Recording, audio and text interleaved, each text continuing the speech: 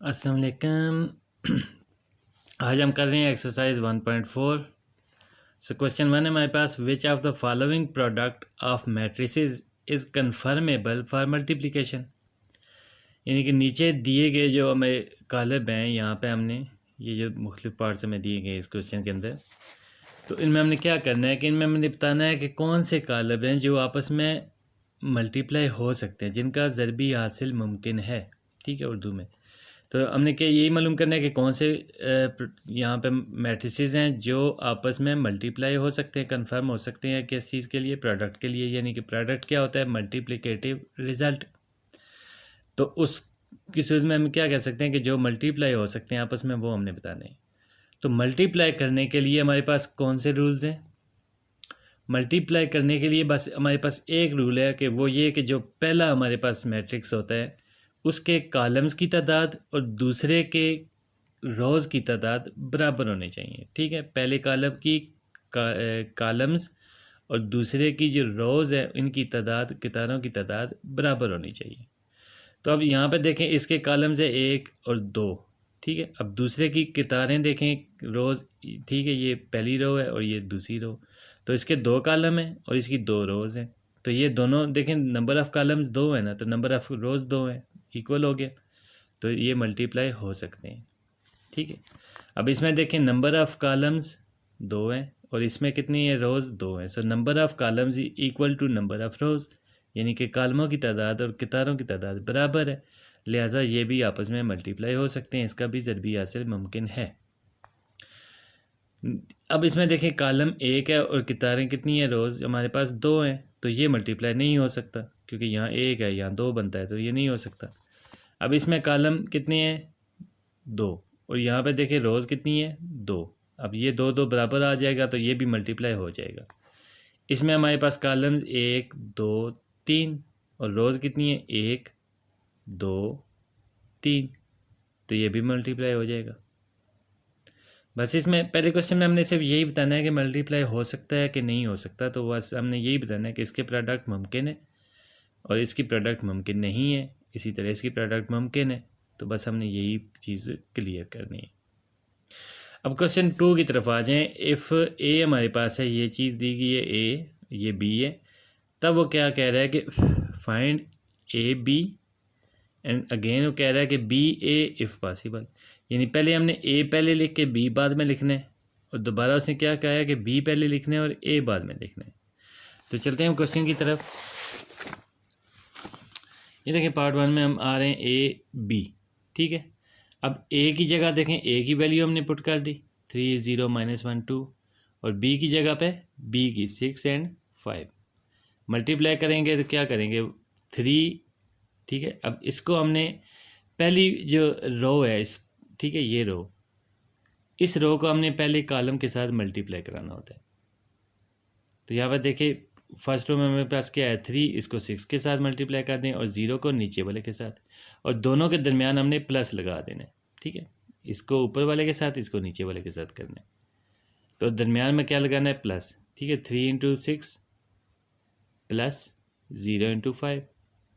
सो ये देखें 3, अब अच्छा ये नीचे भी रहता है, तो ये इसको भी इसी तरह नीचे दे लें, -1 को, अब इसको भी इसी तरह देना है, जिस तरह ऊपर दिया है ना, इसी तरह इसको भी देना है।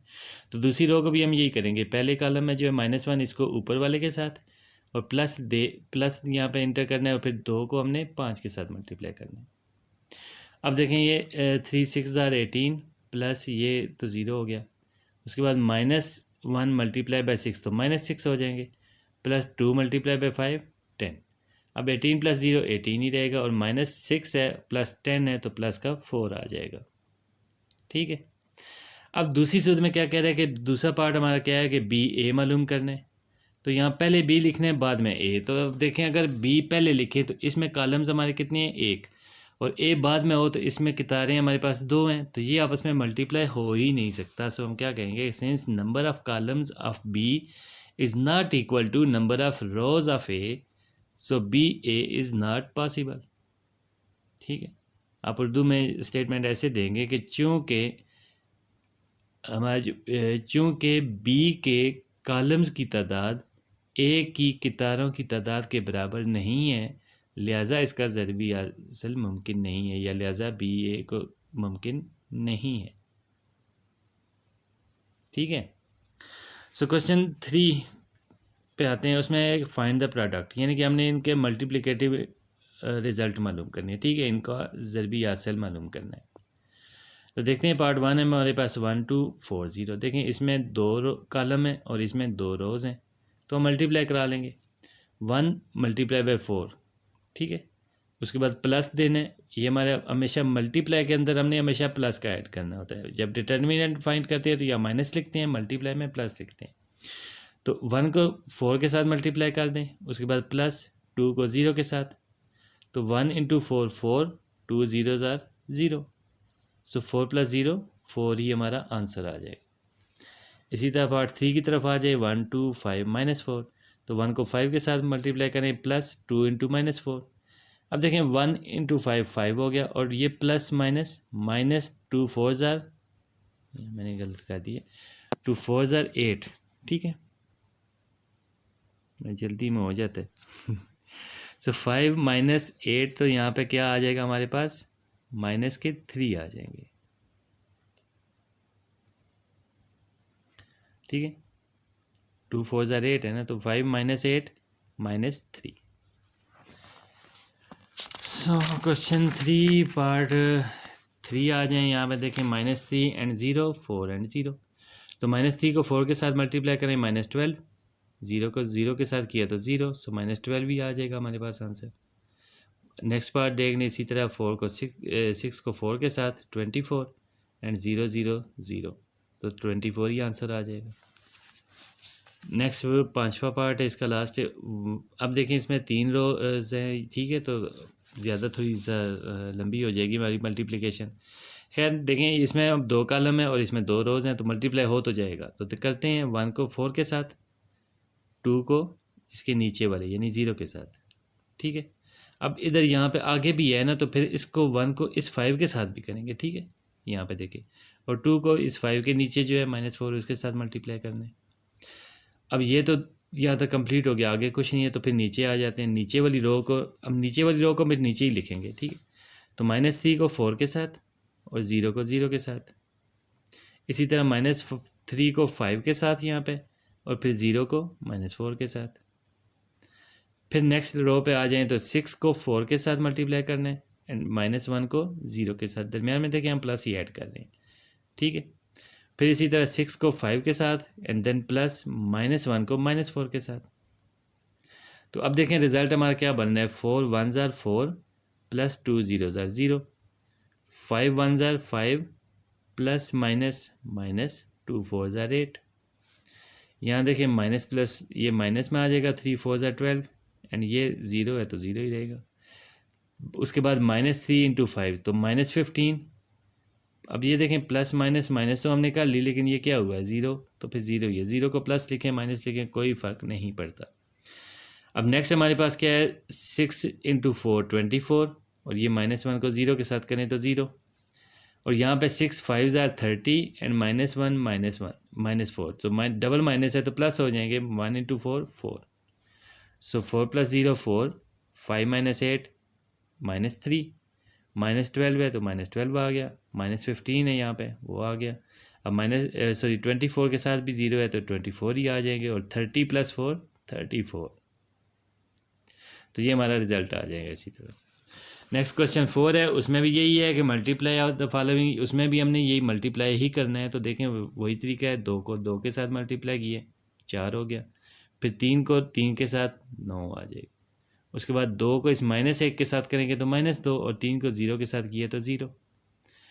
अब नीचे वाली रो में आए तो 1 को 2 के साथ देखें ये 2 आ गया, एंड 1 3 आर 3। इसी तरह इस एक को अब -1 के साथ करेंगे तो -1 हो जाएगा, और इस एक को 0 के साथ करें तो 0। उसके बाद नेक्स्ट रो में आ जाएं, 0 को 2 के साथ 0, अब 0 के साथ तो कुछ भी मल्टीप्लाई हो 0 हो जाता है ना। उसके बाद प्लस -2 को 3 के साथ तो -6 आ जाएंगे। इसी तरह 0 1 के साथ 0 एंड -2 को 0 के साथ वो भी 0। तो रिज़ल्ट हमारा क्या आया, 4 + 9 13 -2, और ये 0 है तो फिर -2 ही आ गया। 2 + 3 5 -1 यहाँ पे ये -6 है और ये 0, ठीक है। इसी तरह नेक्स्ट पार्ट भी आप देख लें, बताने की ज़रूरत तो नहीं है, लेकिन चलो दोहरा लेता हूँ। देखें 1 को 1 के साथ, फिर 2 को 3 के साथ, उसके बाद 3 को -1 के साथ, ठीक है। अब देखें इसमें 3 है तो 3 दफ़ा हमने ये हर दफ़ा हमने प्लस ही लिखना है, यहाँ पे दरमियान में हमने हर दफ़ा प्लस ही ऐड करना है। 3 है 4 है जितने भी हमने उसको मल्टीप्लाई करते जाना है।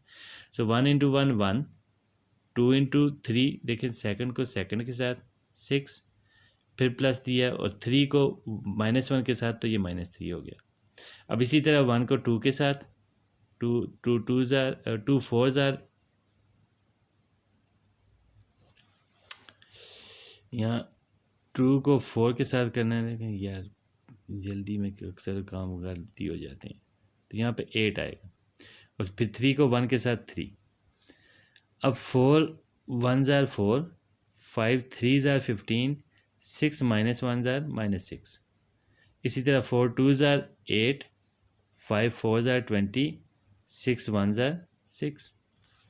तो यहाँ में देखें 1 + 6 7 हो गए और -3 4।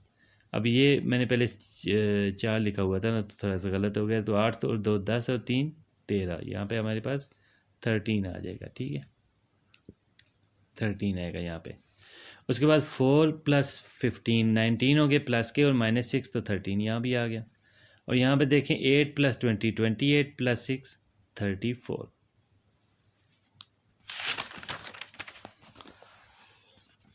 इसी तरह पार्ट 3 है, आप चेक कर लें, वही इसी तरह मल्टीप्लाई करना है। इसमें भी 2 ही हैं तो 2 के साथ करते जाएंगे। हमने हमेशा वही करना होता है, ये पहले को पहले के साथ मल्टीप्लाई करना है, फिर दूसरे को उसके नीचे वाले के साथ। इसी तरह फिर इसको इसके साथ भी करना है, फिर इसको इसके साथ, ठीक है। ये देखें अगेन नीचे लाइन है 6 को 2 के साथ और 4 को -4 के साथ, फिर 6 को इसके साथ भी करना है और 4 को इस 4 के साथ भी करना है। अब यहाँ पे देखिए 8 2 ज़ार 16 ± -5 4 ज़ार 20। अब यहाँ पर जो है ये हमारे पास क्या होगा, 2 क्रॉस हो जाएगा हमारा 8 के साथ, 2 4 ज़ार 8, ठीक है।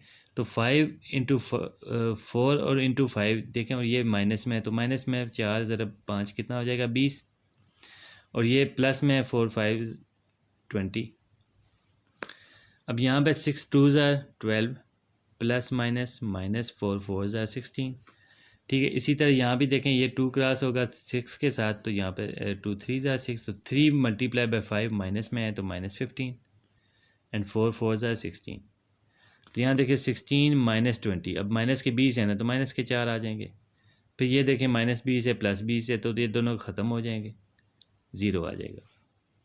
अब यहाँ पे देखें माइनस के 16 और प्लस के हमारे पास 12 हैं, तो माइनस के 4 बच जाएंगे। अब यहाँ पे देखें ये 16 प्लस है और -15 है, तो 16 में से 15 गए तो 1 आ जाएगा। ओके, नेक्स्ट पार्ट है हमारे पास -1 2 1 3 और ये सारे 0 हैं। अब देखें 1 को 0 से दें, 2 को 0 से दें तो सारे 0 हो जाएंगे। इसी तरह 1 को 0 से ये भी 0, 2 को 0 से ये भी 0, 1 को फिर 0, 3 को 0, तो ये सब 0 ही होते जाएंगे। तो जब 0 के साथ किसी भी चीज़ को मल्टीप्लाई करेंगे तो हम क्या आएगा रिजल्ट 0, तो बस हम डायरेक्ट उसको 0 0 0 0 ऐड कर लें, ठीक है। आसान सा काम है, बस 0 के साथ है सब, तो बस यही 0 ही आंसर आएगा, क्योंकि आपको पता है जब भी 0 किसी के साथ मल्टीप्लाई या डिवाइड हो तो आंसर 0 आता है। तो हमने सिंपली इसको बजाय इसके बार बार ज़रबे लिखने के, हम इसको डायरेक्ट इसको यहाँ पर पुट कर लेंगे, यही 0 0 0 0 यही आंसर हम दे देंगे। ओके, क्वेश्चन नंबर नेक्स्ट हमारा क्या है 5। सो लेट ए, ये ए दिया है उन्होंने, ये बी दिया है और ये सी है। ये 3 हमें मैट्रिसेस दिए गए हैं और कह रहे हैं कि वेरीफाई करें, यानी कि ये हमने प्रूव करना है कि ए बी जो है वो बी ए के इक्वल है या नहीं। पार्ट 1 ये है, मुख्तलिफ चीज़ें हमने वेरीफाई करनी है, तो पहले हमने क्या करना है, बी और बी ए को देखना है। अब ए बी देखें, यहाँ पे ए यहाँ बी लिखा और इसको हमने इधर क्या है बी और ए लिख लिया। अब दोनों को मल्टीप्लाई करते हैं, देखें इसको हमने मल्टीप्लाई करना है, इसी तरह इन दोनों को आपस में मल्टीप्लाई करना है। यहाँ पे देखिए हमारे पास क्या रिजल्ट है, -10 -17 2 4, और यहाँ पे 3 3 -7 -9। उसने बोला था वेरीफाई वेदर कि क्या ये हो सकते हैं या नहीं हो सकते, तस्दीक करें। तो हमने देखा ये बराबर नहीं है, तो हम कह सकते हैं विच इज़ नॉट ट्रू, यानी कि ये दुरुस्त नहीं है। ठीक है, ए बी ए के इक्वल नहीं होता।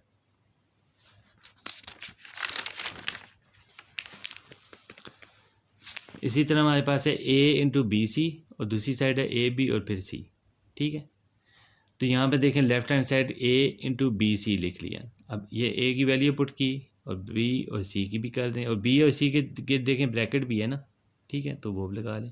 अब ब्रैकेट वाले हमें पहले हल करने होते हैं और ठीक है ये बाद में हल करना होता है। यह तो आपको पता होना चाहिए ना कि ब्रैकेट में जो भी चीज़ होगी उसको हम पहले सॉल्व करते हैं। तो अब ये दोनों ब्रैकेट के अंदर हैं, तो इन दोनों को आपस में मल्टीप्लाई करा लें। ठीक है, 1 2 ज़ार 2, 2 1 ज़ार 2। इसी तरह 1 1 ज़ार 1 and 2 3 tsar 6। -3 2 tsar -6, -5 1 tsar -5, -3 1 tsar -3 and -5 3 ज़ार -15। तो इसको रिज़ल्ट क्या बन गया 4 7 -11 एंड -18। अब इसको इस पहले के साथ मल्टीप्लाई कर दें अगेन, ए के साथ भी मल्टीप्लाई हो गया, तो ये हमारा आंसर आ जाएगा। ये हमारी लेफ़्ट साइड आएगी। उसके बाद राइट साइड में क्या है, ए बी ब्रैकेट में और सी बाहर है, तो फिर ए बी को हमने पहले मल्टीप्लाई करना है और सी को बाद में। राइट साइड पे हमने बी सी को पहले मल्टीप्लाई किया है और ए को बाद में, लेकिन यहाँ पे ए बी को पहले मल्टीप्लाई करना है और सी को बाद में। ठीक है, तो यहाँ देखें ये ए बी मल्टीप्लाई होकर ये चीज़ आ गई और ये सी है, तो अब इन दोनों को मल्टीप्लाई करें ये चीज़। ठीक है, तो देखें ये आंसर आ गया -37 -6 8 14। यहाँ पे क्या था -37 -61 8 14, और यहाँ पे भी -61। ठीक है, तो ये हमारे दोनों इक्वल आ गए हैं। ठीक है, सो यहाँ पे यही प्रूव करना था दोनों इक्वल हैं कि नहीं, तो हमारे इक्वल आ गए हैं।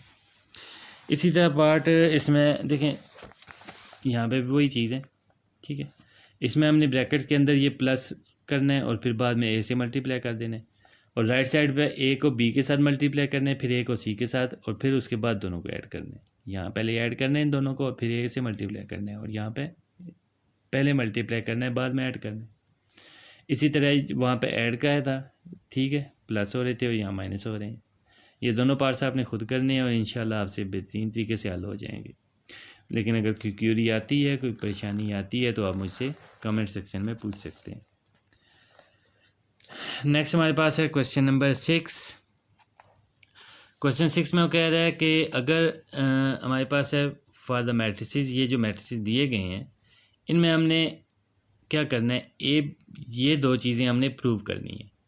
पहली a b whole transpose is equal to b transpose a transpose, और दूसरा b c whole transpose is equal to c transpose b transpose.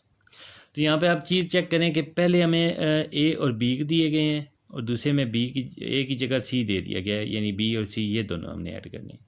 मतलब एक पहले में हमने सी नहीं इस्तेमाल करना है, ये दो करने हैं, और दूसरी दफ़ा हमने बी और सी इस्तेमाल करने, बाकी काम हमने वही करना है। यहाँ पर देखें पहले दोनों सेट जो है वो दोनों कॉलम जो है इनको आपस में मल्टीप्लाई करना है और उसके बाद ट्रांसपोज लेना है। और यहाँ पे क्या कर रहे हैं, राइट साइड पे हमने पहले ट्रांसपोज लेना है बाद में मल्टीप्लाई करना है। इसी तरह इस क्वेश्चन में भी वही है, पहले दोनों मैट्रिसेस को हमने मल्टीप्लाई करना है बाद में ट्रांसपोज लेना है, और राइट साइड पे पहले ट्रांसपोज लेना है बाद में मल्टीप्लाई करना है। तो इनमें से मैं एक कर देता हूँ, एक आप कर लीजिएगा। ओके, वेरीफाई मैं कर रहा हूँ ए बी ओ transpose is equal to b transpose a transpose. तो मैं लेफ़्ट राइट साइड लेने के बजाय इकट्ठा ही कर रहा हूँ। ये देखिए ए बी लिया और फिर ब्रैकेट के बाहर ट्रांसपोज है, और यहाँ पे बी को पहले लिखना है और ए को बाद में। ये तरतीब याद रखनी है, जैसे ए पहले बी बाद में तो ए पहले बी बाद में, और इधर बी पहले ए बाद में ना, तो उसी तरह लिखना है। ठीक है, और इनको अलग अलग ट्रांसपोज है तो अलग अलग ट्रांसपोज ले लिए। अब यहाँ पे हमने मल्टीप्लाई पहले करना है, तो ठीक है ये मल्टीप्लाई हम कर रहे हैं, ट्रांसपोज बाहर ही रहेगा। लेकिन यहाँ पे हमने ट्रांसपोज पहले लेना है, तो ट्रांसपोज को आपको पहले पिछली एक्सरसाइज में बता चुका हूँ कि हमने क्या करना होता है, रोज़ को कॉलम्स में कन्वर्ट कर देना होता है। तो ये देखें ये फर्स्ट रो थी 1 2, तो इसको कॉलम बना दी 1 2। सेकंड रो है हमारे पास -3 -5, तो इसको सेकंड कॉलम बना दिया -3 -5। अब जो दूसरा हमारे पास मैट्रिक्स है उसमें क्या है, -1 और 3 है ना एक रो में, तो -1 3 कॉलम बना लें। 2 और 0 ये सेकंड रो है, तो इसको सेकंड कॉलम में लिखने 2 0। अब इनके ट्रांसपोज हमने ले लिए हैं, तो ये टी टी यहाँ से रिमूव हो जाएगा क्योंकि ट्रांसपोज हम ले चुके हैं। अब इस पे आते हैं, ये जो हमारे पास आ रहा है इस साइड पे, ये देखें -1 एंड -9 -10, ठीक है, ये दोनों -17, 2 + 0 2 एंड 4 + 0 4, तो इसका ट्रांसपोज अभी लेना है। और ये अब ट्रांसपोज ले चुके हैं तो मल्टीप्लाई करने हैं इस साइड पे, तो ये देखें 1 × 1 -1 ठीक है, वही -9 2 + 0, ये हमारा मल्टीप्लाई के बाद आ जाएगा। इस साइड पे है तो इधर का हमने क्या करना है, अभी ट्रांसपोज लेना है बाकी है, तो ट्रांसपोज लें -10 -17, तो इसको इस तरह लिख लें ऊपर नीचे करके। और ये दूसरी रो है 2 एंड 4, तो इसको सेकंड कॉलम बना लें 2 एंड 4। और अब इधर जो है, इधर हमने क्या करना रह गया, यहाँ इकट्ठे करने हैं तो -1 -9 -10 2 + 0 2, देखिए -2 -15 -17 4 + 0 4। तो हमने अपने जो दिए गए हमारे पास फंक्शंस थे वो हमने पूरे कर दिए। तो देखें यहाँ पे दोनों इक्वल आ रहे हैं, -10 2 -10 2, -17 4 -17 4। तो यहाँ पे देखें हमारा आंसर दोनों सेम आ रहे हैं। ठीक है, इसका पार्ट बी करेंगे तो आप उसमें भी देखिएगा कि आंसर हमारे इसी तरह सेम आ जाएंगे, कोई उनमें फ़र्क नहीं आएगा।